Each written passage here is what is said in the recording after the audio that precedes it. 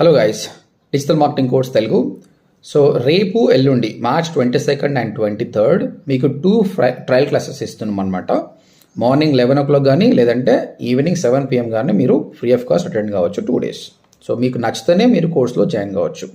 So మన దగ్గర 45 days course ఉంది విచ్ ఈస్ 8,500. 3 months కోర్స్ ఉంది 25,000. ఈ 3 months కోర్స్ మీరు 2 installmentలో పే చేయొచ్చు అనమాట. ఓకేనా?